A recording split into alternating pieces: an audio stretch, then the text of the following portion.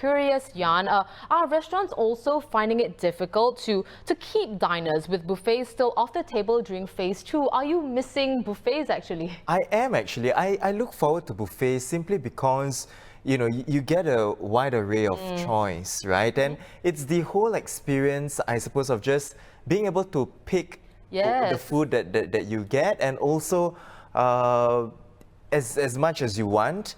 But the thing is, of course, then there's always, oh, am I choosing enough to kind of like make it worth worth your money, exactly. Well, unfortunately, gone are the days of buffets as we know it. No more seeing all that a restaurant has to offer laid out on those chafing dishes.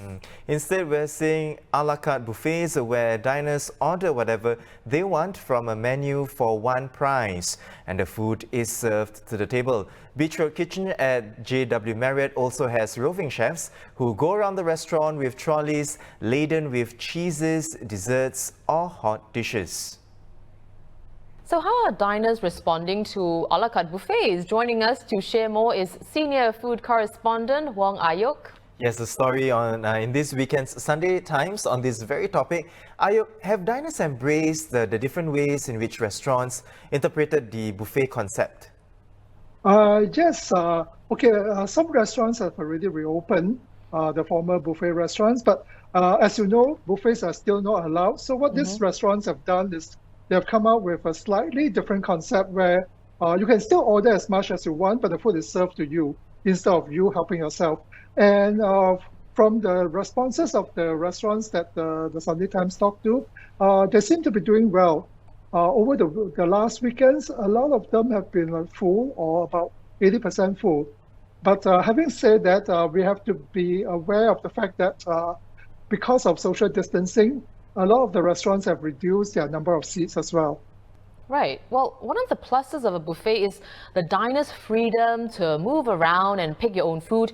Given that more service staff, though, are needed in an a la carte buffet, restaurants are perhaps seeing an increase in the labor cost.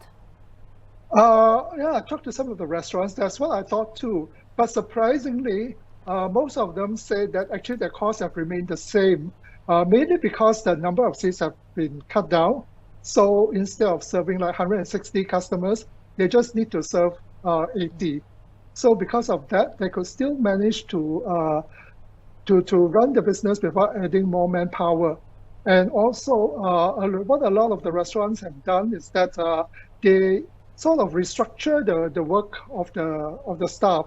So instead of just doing one job, now maybe they do different jobs in order to handle taking orders, serving.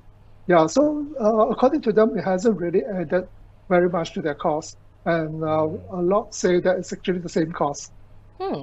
Do you think also that restaurants are able to save money or use it for other means because they waste less food by, doing away with a traditional buffet model?